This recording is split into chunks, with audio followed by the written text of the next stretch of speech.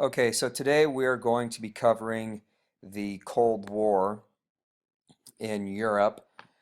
And the Cold War essentially runs from the end of World War One, 1945, until 1990, when the Berlin Wall came down. Now, initially, the only two countries that were strong enough to impose their will on other countries around the world after World War II was the United States and the Soviet Union. The United States was actually in better shape than the Soviet Union. Our military had not been depleted nearly as bad as the Soviet Union's had been depleted. Economically, we were much stronger. Our industrial production was stronger. The problem is geographically we were so far away from Europe, where even though the Soviet Union had some distance to get from their country into Eastern and Central Europe, we had to get across the entire Atlantic Ocean.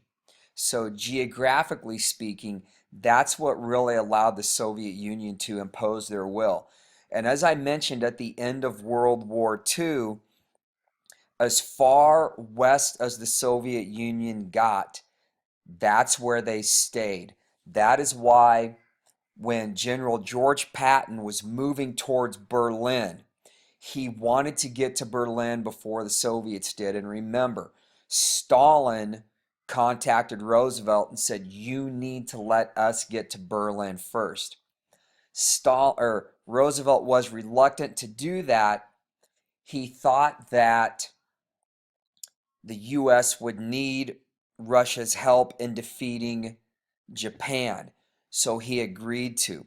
I'm telling you right now, had the United States successfully tested their atomic bomb when before World War II in Europe came to an end, Roosevelt would not have made the agreement with Stalin that he did. But we had not yet tested that, so Roosevelt thought we were going to need Russia's help. So that's why he let Russia get as far west as they did. Otherwise, we get to Berlin first. Russia does not get nearly as far west as they would have. Not saying the Cold War would not have happened. However, it would not have been at the magnitude that it was. So with that being said, Oh, by let's the way, start our don't eat the notes. yellow snow. Oh, I know that. So, what was the Cold War? The Cold War was a state of hostility just short of an armed conflict. Now, like I mentioned, you have two countries involved. First, you have the United States. What was the goal of the United States? It was to allow self-determination of liberated countries. Basically, let countries choose for themselves what type of government they want to have. However, the United States is going to highly recommend that they choose a democratic form of government with a capitalist type of economy. And then on top of that, the United States is going to say, and if you do that, we will help you rebuild your country. We will help you rebuild your industry. We're going to do that even with those countries that reject capitalism and reject democracy. We're still going to offer them some help. Like it says, we want to restore countries economically as quickly as possible. We want to promote democracy throughout the world. See, the thing is, the United States, we're looking back what happened to Europe after World War One. And what happened to Europe after World War One is Germany was put into such a bad economic depression that you ended up with people like Hitler coming to power, and Mussolini and Franco.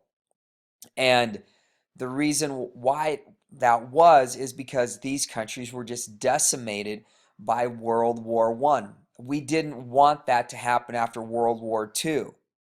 So that's why we wanted to rebuild Europe. The Soviet Union, on the other hand, They are the exact opposite. They want to do with Europe after World War II what France and Great Britain did to Germany after World War I, and that is keep Germany weak. Germany invaded Russia. They didn't invade the United States. Russia saw a Germany that was going to be allowed to rebuild and reindustrialize as a potential threat to them. So they wanted to keep Germany weak. Their goal was promote communism throughout the world. I stated this time and time again at the end of World War II. And they wanted to surround themselves with friends. That's kind of a relative term, though. These countries, if they had their choice, countries like Bulgaria, Romania, Czechoslovakia, Poland, Yugoslavia, if they had their choice, they probably would not have become friends with the Soviet Union. This was one of those forced friendships where Russia was kind of the big bully, and they basically told these countries, if you don't respect this friendship that we have, we're going to kick your butt. And so they didn't have a choice but to respect the Soviet Union. So these countries become satellite nations. What are you drawing? What I mean by satellite nations, and these satellite nations are going to be Poland, Czechoslovakia, Hungary, Romania, Bulgaria. Let me make this comparison.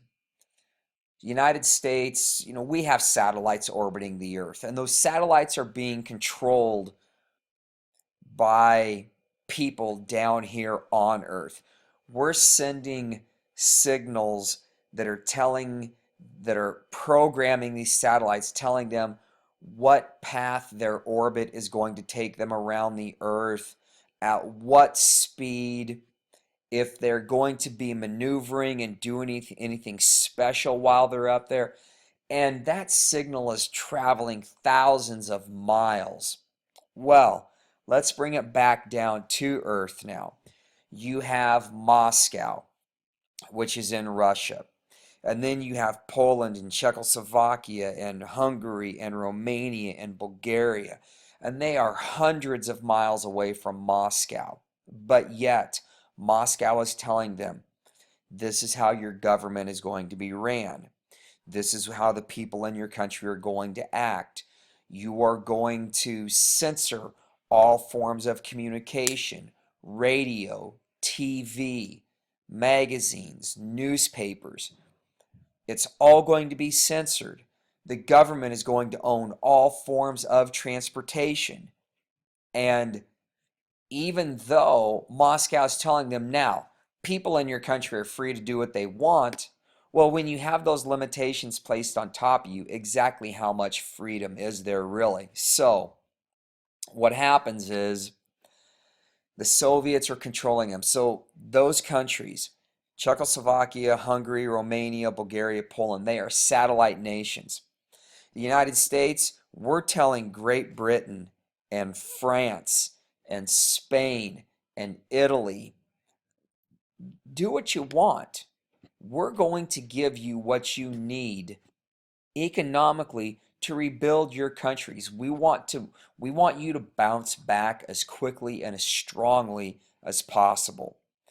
And see, those two schools of thought, as far as what the United States wanted for Europe and what the Soviet Union wanted for Europe, they couldn't be more polar opposite of one another. Now, we're going to watch a quick video here. Kind of gives you little insight into the Cold War.